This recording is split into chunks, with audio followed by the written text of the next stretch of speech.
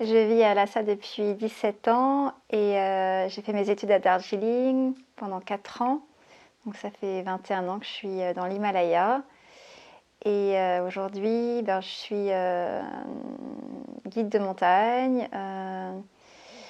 engagée dans une opération de nettoyage des pentes sur la face nord de l'Everest. Et je suis aussi consultante dans l'entrepreneuriat social sur un réseau d'entrepreneurs tibétains qui cherchent à se développer dans une voie plus éthique ou plus responsable envers l'environnement et la culture tibétaine. Alors je suis arrivée dans l'Himalaya pour étudier le bouddhisme tibétain.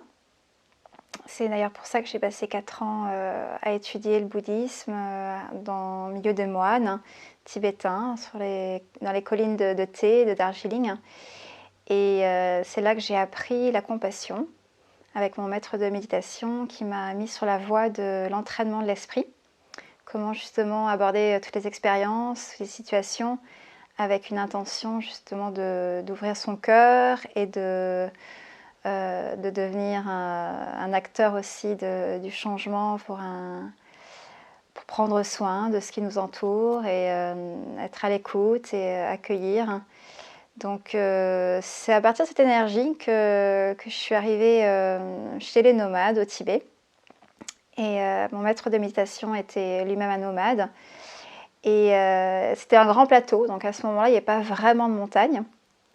Mais sur ce plateau, il y a eu des rencontres incroyables avec les nomades et les troupeaux de yaks, de moutons, de chèvres. Et ils m'ont appris tellement en fait sur qu'est-ce que vraiment mettre en action ces enseignements bouddhistes qui m'avaient été enseignés dans les monastères, sur l'enseignement sur l'interdépendance, donc comment l'homme en fait et la nature sont complètement interreliés.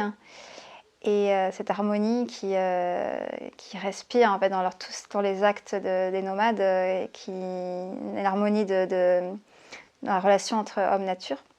Puis aussi sur l'impermanence, ils m'ont tellement appris et comment prendre soin de leur terre, de leurs troupeaux, qui eux-mêmes, ces troupeaux, en fait, prennent soin des humains qui dépendent d'eux pour leur habitat à base de poils de yak tissés qui forment les tentes, mais aussi les habits, la nourriture, tout en fait. Tout est en interrelation entre l'homme et la nature.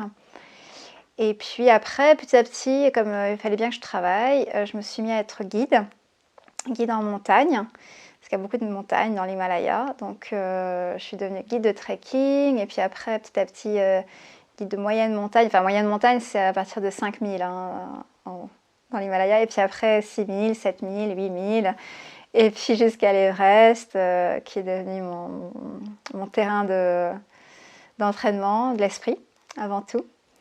Donc comment mettre en pratique ces enseignements bouddhistes qui m'avaient été transmis par mon maître, mais d'une manière vraiment active, dans l'activité au service du vivant, en fait de prendre soin de la montagne, qui elle-même prend soin en fait avec l'eau qui découle depuis tous les glaciers des montagnes, qui vont vers les plaines et puis qui donnent en fait vie à au moins 2 à 3 milliards d'humains, et alors sans compter tous les autres êtres vivants qui dépendent de cette eau. Donc dépolluer la montagne, c'est devenu une évidence pour être au service du vivant. Alors en 2013, on a fait un diagnostic des besoins de nettoyage, de dépollution sur la face nord de l'Everest. Donc les équipes sont des équipes de guides de haute montagne tibétains qui travaillent chaque année entre avril et mai, pendant 2 mois, sur les versants nord de l'Everest tibétain, et qui ensemble sur différents camps en altitude entre 6005 et jusqu'au sommet, nettoient année par année en fait chaque camp. Donc 10 tonnes de déchets qui avaient été identifié, reconnu comme voilà, sur place. Et donc prendre soin de ses déchets aussi, en faire quelque chose qui soit plus utile en fait pour à la fois la montagne qui n'en a pas besoin elle. C'est allégé en fait d'année en année en lui enlevant tous ces déchets. Mais les déchets on les prend et puis on en fait quelque chose en fait, on fait du recyclage et on fait des installations d'art contemporain avec à Lhasa. Et puis on fait aussi des grandes robes faites en déchets qui permettent en fait en les en défilé de sensibiliser les populations tibétaines pour montrer que voilà, tous les sites de pèlerinage ou les sites de rassemblement pour les pique-niques qui sont très pollués, et c'est aussi le moment maintenant de prendre ça en considération et de nettoyer.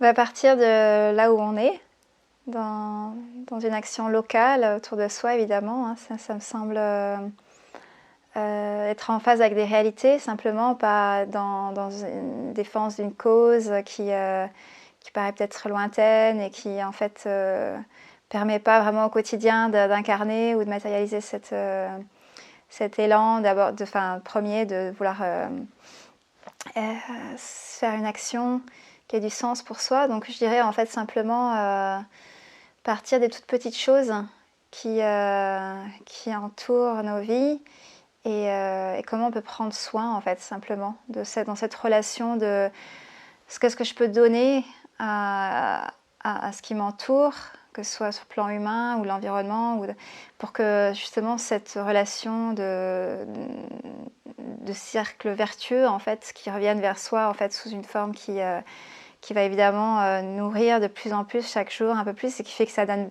tout le temps l'énergie pour continuer et pour aller plus loin et peut-être aller vers des choses beaucoup plus ambitieuses ou beaucoup plus larges, mais avec toujours cette simplicité de simplement se rappeler que voilà, il y a donner, recevoir et que ça peut fonctionner que dans un équilibre.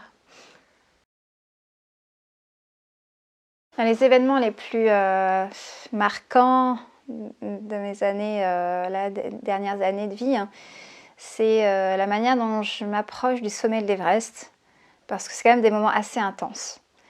Et j'observe beaucoup comment je réagis en fait aux situations dans ces moments-là assez extrêmes.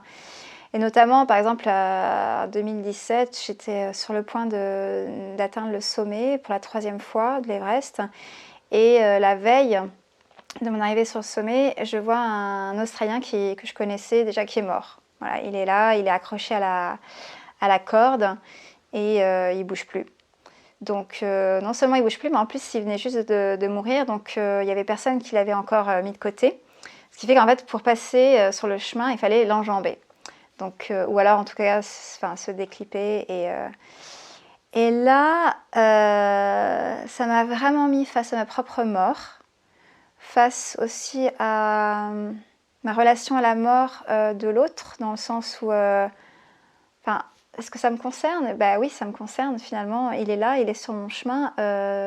Je ne peux pas ignorer.